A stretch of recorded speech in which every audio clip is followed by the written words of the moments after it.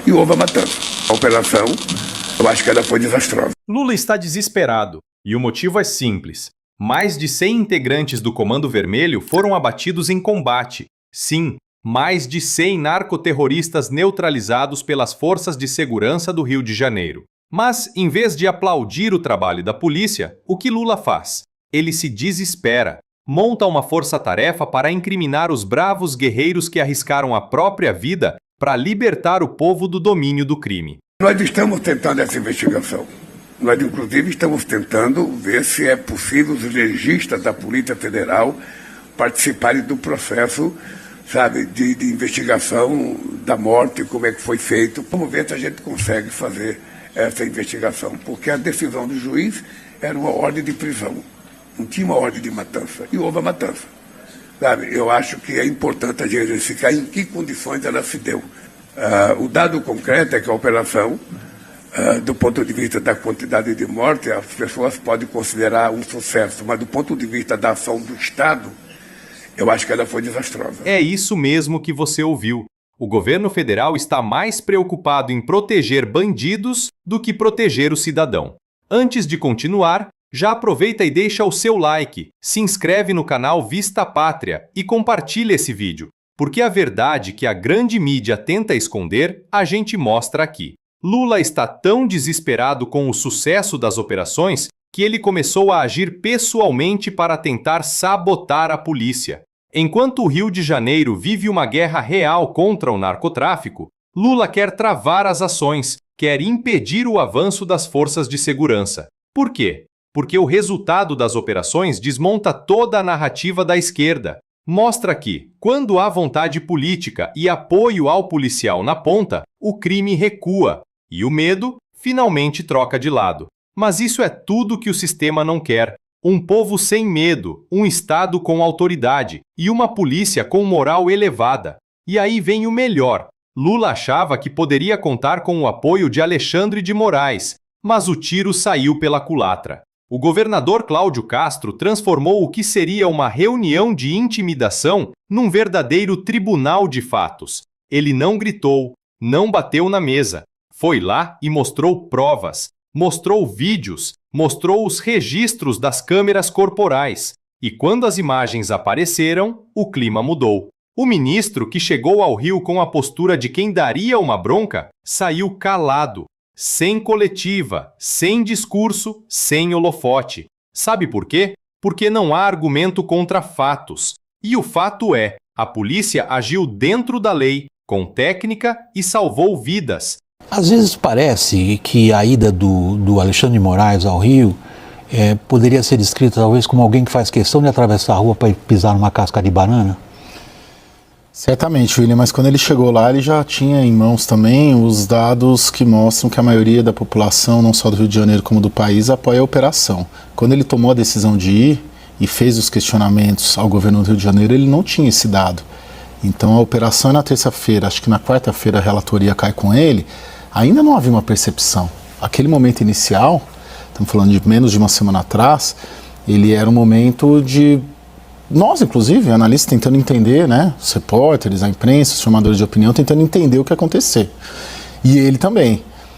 E pelo passado, pelo histórico de operações parecidas, que não são a mesma coisa, mas que dão a entender que é a mesma coisa, Chacina, Candelária, né, essas questões que... O próprio Alemão, né? Ali no Alemão. Então, houve ali um proativismo do próprio ministro Alexandre de Moraes de tomar a frente e falar, poxa, isso aqui é mais um escândalo nacional. É uma chacina. E depois viu-se que nem era a mesma situação de confrontos anteriores, da polícia com moradores inclusive, era uma guerra, né, num morro entre polícia e bandido. E também com apoio majoritário da população, e inclusive da população local, da população das comunidades. Então isso fez hoje, no meu entender, hoje, o saldo de hoje, segunda-feira, depois da ida do Alexandre lá, você vê que ele, a reunião, a informação que a gente tem começa tensa, mas sim, depois acaba... nisso o dia inteiro. Isso, a reunião começou tensa, depois acabou bem. O Alexandre de Moraes sai da reunião e vai almoçar com o Cláudio Castro. Porque também, uma coisa é o Alexandre de Moraes ir contra o bolsonarismo, que divide o país, ou na pior das hipóteses é um 60-40. Outra coisa é ele contra uma ação que tem apoio de 70%, 75% da população. Aí fica mais difícil para ele e expõe, não só ele, como o Supremo Tribunal Federal também. E o que a gente vê nas redes?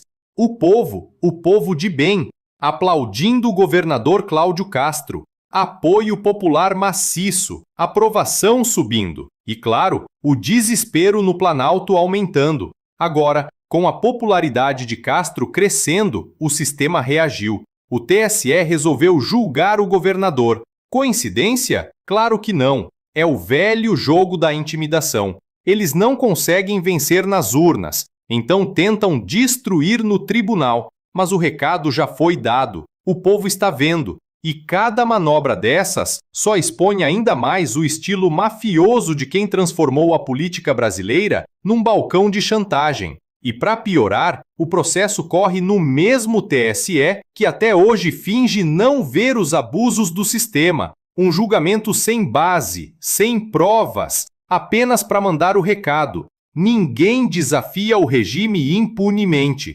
E Lula, mais uma vez, mostra de que lado está. Ele não está do lado da lei, não está do lado da ordem, não está do lado da polícia. Lula está do lado do crime, do lado de quem destrói comunidades, de quem aterroriza famílias, de quem escraviza jovens com drogas e violência. Basta ver as ações do governo. Em vez de apoiar os estados que enfrentam o narcotráfico, Lula tenta desmoralizar os governadores que estão dando resultado. É o cúmulo da inversão moral. E agora, para completar o circo, o líder do PT entrou com uma ação no Supremo pedindo que Cláudio Castro seja investigado por crime contra a soberania nacional. Soberania? Só se for a soberania do Comando Vermelho. O que o governador fez foi proteger a vida dos brasileiros, restabelecer o controle do Estado sobre o território. Mas, na cabeça deles, o território pertence ao crime, e quem ousa intervir vira criminoso. O discurso é tão absurdo que parece piada. Eles inverteram completamente o significado de soberania. Para eles, soberania é deixar o tráfico mandar. Para nós, soberania é ter coragem de combater o mal. E tem mais, esse desespero todo tem motivo. O governo Lula teme uma intervenção internacional, especialmente dos Estados Unidos, que já vem monitorando o avanço das facções brasileiras e sua ligação com o tráfico internacional de armas e drogas. Há informações de que setores americanos consideram o Rio de Janeiro um ponto crítico de segurança continental, e se o Brasil não agir, eles agirão. Lula sabe disso e teme perder o controle político da narrativa. Por isso, tenta enquadrar o governador como ameaça à soberania. É uma forma de mandar recado. Será perseguido. Mas o que Lula não entende é que a verdadeira ameaça à soberania é deixar o crime dominar o território nacional. Tem bala, filhão. Vai tomando toda a vida. Olha lá. Blindado não sobe não, filhão. Isso daqui é o império do urso, filhão. As pesquisas mostram. A maioria do povo apoia as ações de Cláudio Castro. O brasileiro cansou de ver o bandido sendo tratado como vítima. Cansou de ver político defendendo o criminoso enquanto o trabalhador vive com medo. E quanto mais o governo tenta criminalizar quem combate o crime, mais o povo se une em torno de quem tem coragem. Hoje, a figura de Cláudio Castro cresce nacionalmente. Ele virou símbolo de resistência contra o sistema. E o pânico no Planalto é justamente esse: ver surgir uma nova liderança com popularidade real e sem rabo preso.